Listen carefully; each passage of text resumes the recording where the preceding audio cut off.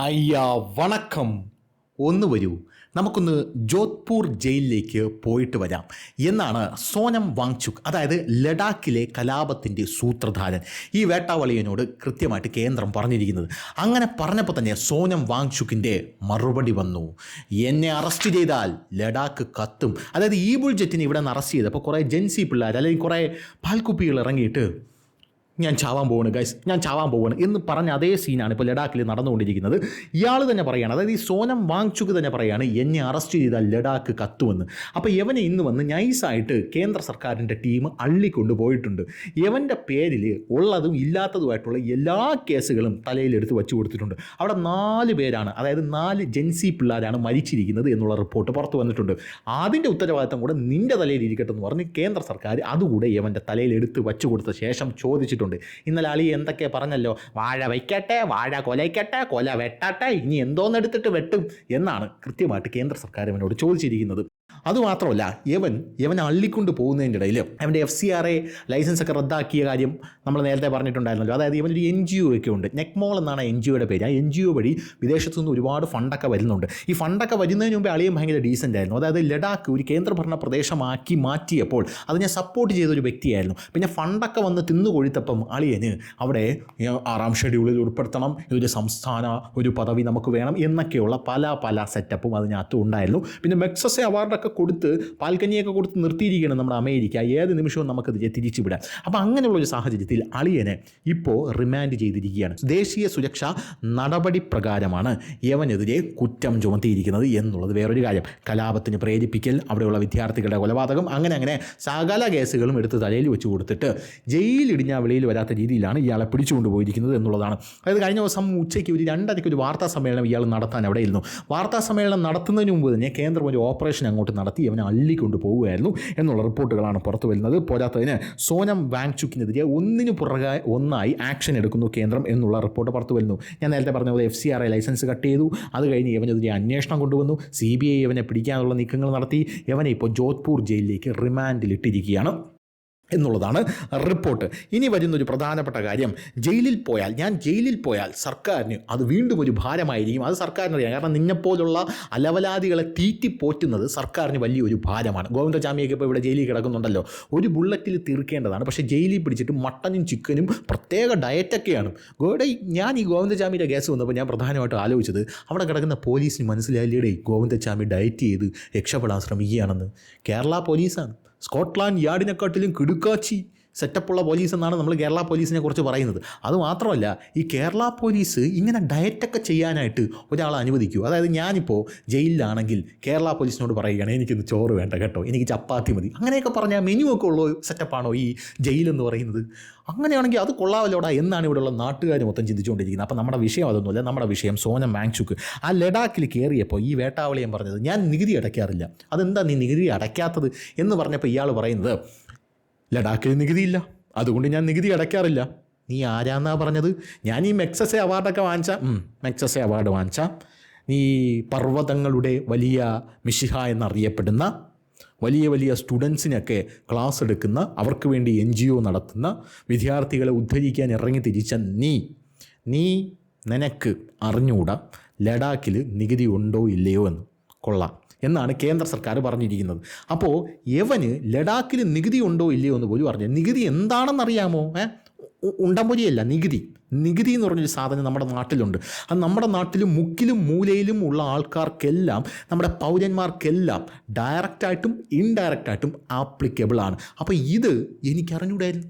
ഈ നികുതി എന്ന് പറഞ്ഞൊരു സാധനം ഉണ്ടെന്ന് എനിക്ക് അറിഞ്ഞൂടായിരുന്നു എന്നാണ് ഇവൻ വച്ച് കീച്ചിരിക്കുന്നത്. എന്തായാലും ഈ കലാപം എന്ന് പറയുന്ന ഒരു സാധനം ഉണ്ടല്ലോ, ഈ കലാപം എന്ന് പറയുന്ന സാധനം ഈ ലോകമെമ്പാടും നടന്നുകൊണ്ടിരിക്കുകയാണ്. നിങ്ങളൊരു കാര്യം ശ്രദ്ധിച്ചിട്ടുണ്ടോ? ഈ നരേന്ദ്രമോദി എന്ന് പറയുന്ന വ്യക്തിക്കെതിരെ ഏറ്റവും ഉന്നയിക്കപ്പെടുന്ന ഏറ്റവും വലിയ ആരോപണം എന്ന് പറയുന്നത് ഗുജറാത്ത് കലാപം നടത്തി എന്നുള്ളതാണ്. ഈ ഗുജറാത്തിൻ്റെ ചരിത്രം എടുത്ത് പരിശോധിച്ചാൽ നമുക്ക് മനസ്സിലാകും, നരേന്ദ്രമോദി വരുന്നതിന് മുമ്പേ അവിടെ കലാപമായിരുന്നു എന്നുള്ളത്. കലാപം ഒഴിഞ്ഞിട്ടുള്ളൊരു ദിവസം ഗുജറാത്തിലുണ്ടായിരുന്നില്ല. ഈ നരേന്ദ്രമോദി വന്ന് ഏകദേശം ഇത്ര ദിവസങ്ങൾ, അതായത് വന്ന് വളരെ കുറച്ച് ദിവസങ്ങൾക്കുള്ളിൽ തന്നെ ഗുജറാത്തിലൊരു കലാപം പൊട്ടിപ്പുറപ്പെട്ടു. ആ കലാപം നരേന്ദ്രമോദി അടിച്ചമർത്തി. അതിൽ കുറേ പേര് മരിച്ചു എന്നുള്ള റിപ്പോർട്ടുകൾ പുറത്തു വന്നു. എല്ലാ പാപഭാരവും നരേന്ദ്രമോദിയുടെ തലയിൽ വരികയും ചെയ്തു. ശരി, അതവിടെ ഇരിക്കട്ടെ, നമ്മുടെ വിഷയം അതൊന്നുമല്ല. അതിനുശേഷം ഗുജറാത്തിൽ പേര് കേട്ടൊരു കലാപം നിങ്ങൾ കേട്ടിട്ടുണ്ടോ? അതായത് ഗുജറാത്ത് കലാപം 2002 നടന്ന വലിയ കലാപമാണ് എന്ന് കേട്ടിട്ടുണ്ട്. അതിനുശേഷവും മോദിയാണല്ലോ ഗുജറാത്ത് ഭരിച്ചത്. ഞാൻ അതാണ് ചിന്തിക്കുന്നത്. അതായത് അതിനുശേഷവും മോദി ഭരിക്കുന്ന ഗുജറാത്ത് എന്തുകൊണ്ട് കലാപകലുഷിതമായില്ല? അല്ലെങ്കിൽ ഇത്രയും കാലത്തെ കലാപത്തിൻ്റെ ഒരു ലിസ്റ്റുള്ള ഈ ഗുജറാത്ത് എന്ന് പറയുന്ന ഒരു സംസ്ഥാനം 2002 ഈ ലാസ്റ്റ് ഒരു കലാപത്തിൻ്റെ ഒരു കർട്ടൻ, മോദി വന്നതോടുകൂടി കർട്ടൻ ഇട്ട പോലെ ഒരു കലാപം ഉണ്ടായി. ആ കലാപത്തിന് ശേഷം പിന്നെ എന്തുകൊണ്ട് വേറൊരു കലാപവും ഗുജറാത്തിൽ ഉണ്ടായില്ല? നരേന്ദ്രമോദിയുടെ കഴിവാണോ എന്ന് ഞാൻ പറഞ്ഞു കഴിഞ്ഞാൽ, എന്ന് ചോദിച്ചു കഴിഞ്ഞാൽ സുഡാപ്പികൾ പറയും അതൊന്നുമല്ല, ഞങ്ങൾ മാക്സിമം ശ്രമിക്കുന്നുണ്ട് കലാപം ഉണ്ടാക്കാൻ എന്നായിരിക്കും അവന്മാർ മനസ്സിൽ ചിന്തിക്കുന്നത്. എന്തായിരുന്നാലും അതിനുശേഷം ഇവിടെ ഒരു കലാപം ഉണ്ടായിട്ടില്ല. ഇനി അതേ സെറ്റപ്പ് ഇന്ത്യയിലും വരും. ഇന്ത്യയിലും ഇനി നീയൊക്കെ ജന്മം ചെയ്ത ഒരു കലാപം ഉണ്ടാക്കാൻ പറ്റാത്ത രീതിയിലുള്ള സെറ്റപ്പാണ് ആഭ്യന്തരമന്ത്രിയായിട്ടുള്ള അമിത്ഷാ നടത്തിക്കൊണ്ടിരിക്കുന്നത്. അമിത്ഷാ ഇപ്പോൾ അവിടെ അണഞ്ഞിരിക്കുകയാണ്. ഇപ്പോൾ എല്ലാവരും വിചാരിച്ചിരിക്കുന്നത് അമിത്ഷാ വിരമിക്കുമായിരിക്കും. അമിത്ഷാ ഇടയ്ക്കിടയ്ക്ക് പറയുന്നുണ്ട്, വീട്ടുകാരൊക്കെ എന്നെ നിർബന്ധിക്കുന്നു, ഈ പണിയൊക്കെ കളഞ്ഞിട്ട് വന്നുകൂടെ തിരിച്ച് ഇവിടെ അവധിക്കാലം ആസ്വദിച്ചുകൂടെ, വയസ്സായില്ലേ, ഇനി എന്തിനാണ് എന്നെ വീട്ടുകാർ നിർബന്ധിക്കുന്നു. ഇതൊക്കെ പറയുമ്പോൾ സുഡാപ്പികളുടെ മനസ്സിൽ ലഡ്ഡു പൊട്ടും. പക്ഷേ അമിത്ഷാ അവിടെ എടുത്തുകൊണ്ട്, അതായത് അടി കൂടെ എടുത്തുകൊണ്ടിരിക്കുന്ന പണി എന്നൊക്കെ പറഞ്ഞു കഴിഞ്ഞാൽ ഉണ്ടല്ലോ, നല്ല യമണ്ടം പണിയാണ്. നിങ്ങൾക്ക് ചർച്ച ചെയ്യാനായിട്ട് കുറച്ച് പശുത്തൊഴുത്തും കുറച്ച് ചാണകവും കുറച്ച് ബീഫും ഒക്കെ അങ്ങോട്ട് ഇട്ട് തരും. പിന്നെ ഒരു രാം മന്ദിരമുണ്ട്, അവിടെ നിരന്തരം നോക്കിക്കൊണ്ട് പള്ളിപ്പറമ്പിലെ രാമൻ എന്നിങ്ങനെ നിലവിളിച്ചുകൊണ്ടേയിരിക്കണം. അതിൻ്റെ ഇടയിൽ കൂടെ അങ്ങനെ ചെയ്യാനുള്ള കാര്യങ്ങളൊക്കെ നീയൊന്നും അറിയാതെ ചെയ്തുകൊണ്ട് പോകും എന്നുള്ളതാണ്.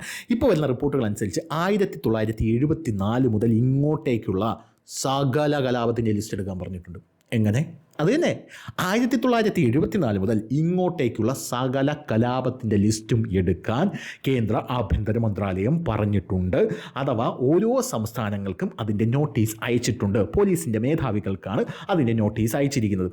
ഈ 1974 മുതൽ ഇങ്ങോട്ടെന്ന് പറയുമ്പോൾ ഏകദേശം 50 വർഷം നടന്ന കലാപങ്ങൾ ഇതെങ്ങനെ നടന്നു?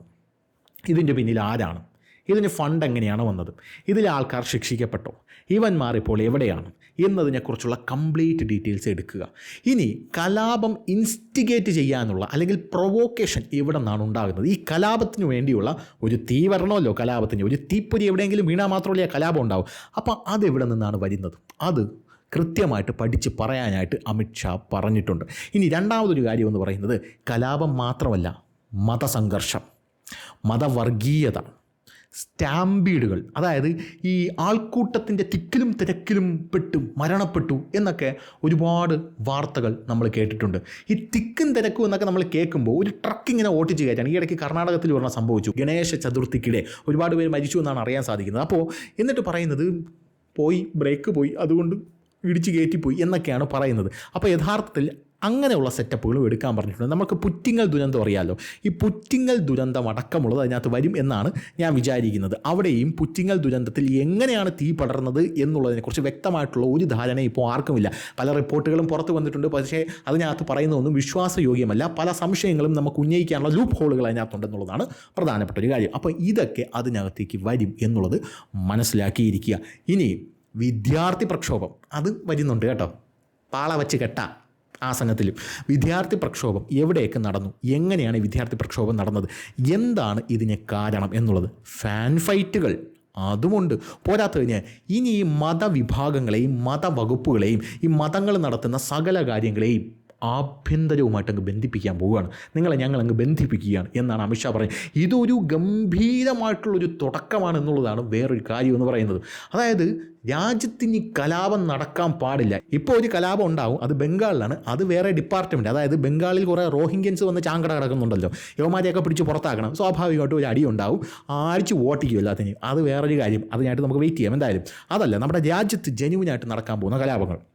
അപ്പോൾ അങ്ങനെയുള്ള സകല കാര്യങ്ങളും എടുക്കാനായിട്ട് പറഞ്ഞിട്ടുണ്ട്. അങ്ങനെ അത് എടുത്തു കഴിഞ്ഞ ശേഷം ഈ കലാപം നിയന്ത്രിക്കാനുള്ളൊരു മാർഗ്ഗനിർദ്ദേശം അമിത്ഷായുടെ മുമ്പിൽ ആ ടീം വച്ചിട്ടുണ്ട്. ഇത് മാത്രമല്ല, ഇത് എല്ലാ വകുപ്പിനും കൃത്യമായിട്ടുള്ള നോട്ടീസ് കൊടുത്തിട്ടുണ്ട്. ഇപ്പോൾ സാമ്പത്തികമായിട്ട് എത്ര രൂപ വന്നിട്ടുണ്ട് എന്ന് പരിശോധിക്കാൻ ഈ വകുപ്പിൻ്റെ കൊടുത്തു. ഇനി മറ്റേ വകുപ്പിൻ്റെ അതിലാരൊക്കെയാണ് ക്രിമിനൽസ് ഉണ്ടായിരുന്നത് എന്ന് പരിശോധിക്കാൻ ഈ വകുപ്പിൻ്റെ കൊടുത്തു എന്നുള്ള റിപ്പോർട്ടുകളാണ് ഇപ്പോൾ പുറത്തു വന്നിട്ടുള്ളത്. എന്തായാലും ജനക്കൂട്ട നിയന്ത്രണവും മാസ് ഗ്യാതറിംഗ് മാനേജ്മെൻറ്റും ഇതിലാണ് അമിത്ഷാ ഇനി സ്പെഷ്യലൈസ് ചെയ്യാൻ പോകുന്നത്. നമ്മൾ ഈ കുംഭമേളയിലൊക്കെ കണ്ടതാണ്. അൺകൾച്ചേർഡ് ആയിട്ടുള്ള ഒട്ടും സിവിലൈസ്ഡ് അല്ലാത്ത ആൾക്കാർ അവിടെ ട്രെയിനുകൾ തല്ലിപ്പൊളിക്കുന്നതും അത് ചെയ്യുന്നതും ഇത് ചെയ്യുന്നതും അവിടെ തീപിടുത്തം ഉണ്ടാകുന്നത് ഇതെല്ലാം നമ്മൾ കണ്ടതാണ്. ഇനി മാസ്സായിട്ട് ജനങ്ങളെ എങ്ങനെ മാനേജ് ചെയ്യാം എന്നുള്ളതിൽ അമിത്ഷാ സ്പെഷ്യലൈസ് ചെയ്യാൻ പോവുകയാണ്.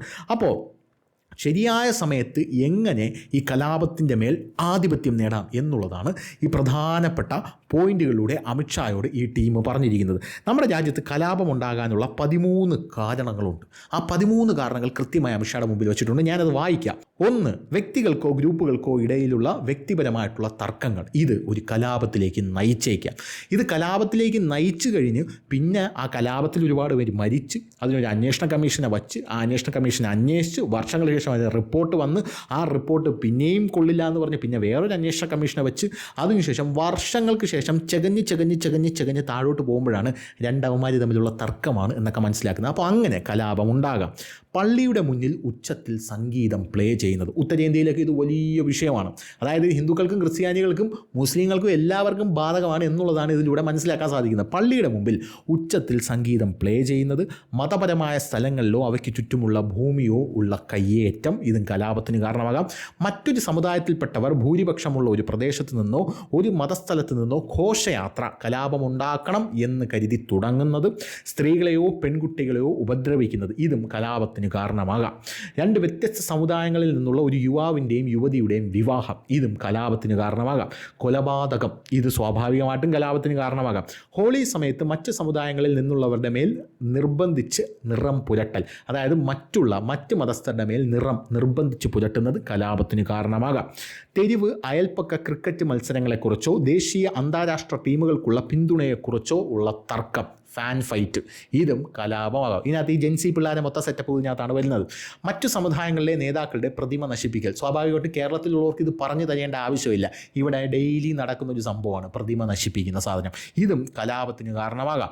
സോഷ്യൽ മീഡിയ പോസ്റ്റുകളിലൂടെ മറ്റു സമുദായങ്ങളിലെ നേതാക്കളെ അപമാനിക്കൽ, ഇതും നമ്മുടെ കേരളത്തിലുള്ളവർക്ക് പറഞ്ഞു കൊടുക്കേണ്ട ആവശ്യമില്ല. നിരന്തരം കേരളത്തിൽ നടക്കുന്ന ഒരു സംഭവമാണ്, ഇത് കലാപത്തിന് കാരണമാകാം. മറ്റ് ജില്ലകളിലോ സംസ്ഥാനങ്ങളിലോ രാജ്യങ്ങളിലോ ഉള്ള പ്രശ്നങ്ങളെ ചൊല്ലിയുള്ള വർഗീയ സംഘർഷങ്ങൾ, സ്വാഭാവികമായിട്ടും ഗാസയിൽ ഒരു ബോംബ് പൊട്ടിയാൽ ഇവിടെയാണ് ഹർത്താൽ നടക്കുന്നത്, ഇതും കലാപം, ബേക്കറി ലഹള എന്നിങ്ങനെയുള്ളതിന് കാരണമാകാം. അവസാനമായിട്ട് മതപരിവർത്തനം മൂലമുള്ള ആക്രമണം. ഇങ്ങനെ 13 കാര്യങ്ങളാണ് നമ്മുടെ രാജ്യത്ത് കലാപം ഇൻസ്റ്റിഗേറ്റ് ചെയ്യാനുള്ള അല്ലെങ്കിൽ കലാപത്തിന് വെടിമരുന്നിടാനുള്ള 13 കാര്യങ്ങളായിട്ട് അമിത്ഷായുടെ മുമ്പിൽ ഈ സമിതി ചൂണ്ടിക്കാട്ടിയിരിക്കുന്നത്. അപ്പോൾ ഈ 13 കാര്യങ്ങളെ ചൊല്ലിയാണ് നമ്മളിനി കൃത്യമായിട്ട് മുന്നോട്ട് പോകാൻ പോകുന്നത്. അതായത് യൂറോപ്പൊക്കെ ഇപ്പോൾ പകച്ചു നിൽക്കുകയാണ്. അവിടോട്ട് ഈ പാകിസ്ഥാനികളും ഏറെക്കുറെയുള്ള അഭയാർത്ഥികളൊക്കെ കയറിയിട്ട് അവിടെ കലാപം നടത്തുമ്പോൾ യുവമാർക്ക് അറിഞ്ഞൂടെ ഇത് എങ്ങനെ തടയണമെന്ന്, ഇത് എവിടെയാണ് തുടങ്ങുന്നത്, ഇത് എവിടെ നിന്നാണ് അവസാനിക്കുന്നത് എന്നൊന്നും ഒരു പിടിയിൽ ആടിയുണ്ട് ചോര തുപ്പിയാണ് അവിടെയുള്ള പോലീസല്ല. അതേസമയം ഇവിടെ നമ്മുടെ നാട്ടിൽ ഇപ്പോൾ കലാപത്തെ തടയാനുള്ള മാസ്റ്റർ പ്ലാൻ തന്നെ തയ്യാറാക്കിക്കൊണ്ടിരിക്കുകയാണ് ആഭ്യന്തര വകുപ്പ്. എന്തായാലും ഈ ടേം കഴിയുമ്പം നിൻ്റെയൊക്കെ കാര്യത്തിൽ ഒരു തീരുമാനം ഉണ്ടാക്കി തരാം എന്നാണ് അമിത്ഷാ പറഞ്ഞിരിക്കുന്നത്. അപ്പോൾ ശരി.